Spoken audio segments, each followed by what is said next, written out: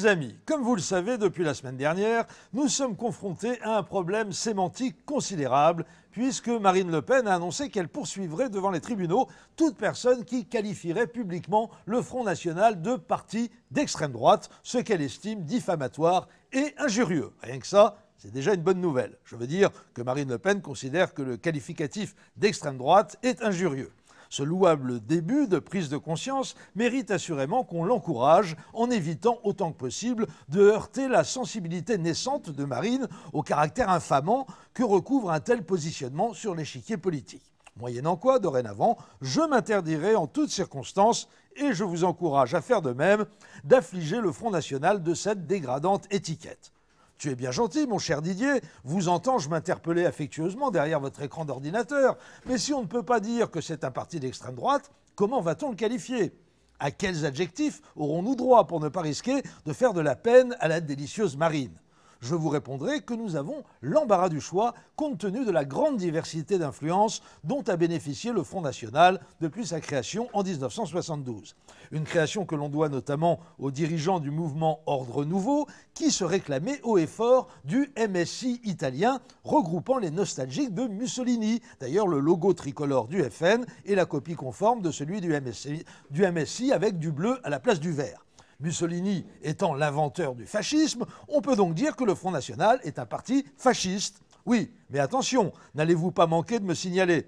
Parmi les fondateurs du FN, il y avait aussi d'anciens membres du parti franciste et de la division Charlemagne de Waffen-SS. Vous avez tout à fait raison. C'est pourquoi on peut dire aussi que le FN est un parti de collabos.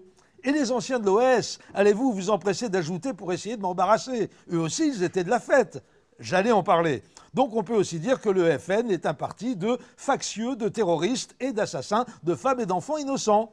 En revanche, même après avoir rappelé la mort en 1978 dans un attentat à la voiture piégée du numéro 2 du FN, François Duprat, fortement suspecté d'avoir été l'informateur de la DST, il serait abusif de déclarer que le FN est un parti d'indique, on n'a pas la preuve. Même chose à propos du rôle exact du sous-lieutenant Le Pen dans la fameuse Villa des Roses à Alger. On n'est pas certain qu'il ait lui-même actionné la manivelle de la GEGEN, donc on s'abstiendra de qualifier le Front National de parti de tortionnaire.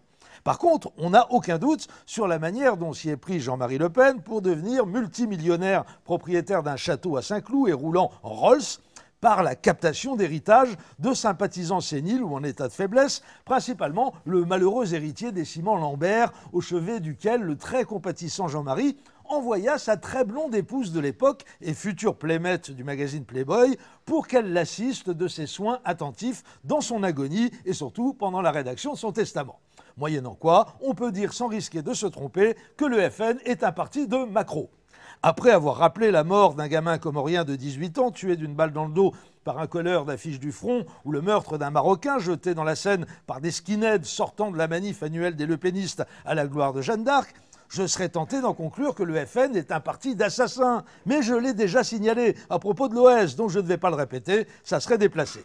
Je m'en voudrais de ne pas évoquer cette anecdote narrée par le Canard enchaîné. Nous sommes le 20 février 2003, les forces de l'ordre sont appelées à Paris pour réprimer un tapage nocturne dans le 16e arrondissement chez le dénommé Frédéric Chatillon, ancien leader du GUD et depuis peu attaché de presse de Bachar al-Assad. C'est Marine Le Pen, passablement éméchée, qui ouvre la porte à la force publique et elle s'emporte. Bousculade, cri, selon la police, elle déclara alors aux agents « Trou du cul, vous nous faites chier, il est plus facile de s'en prendre à de bons Français qu'aux bougnoules. » Fin de citation.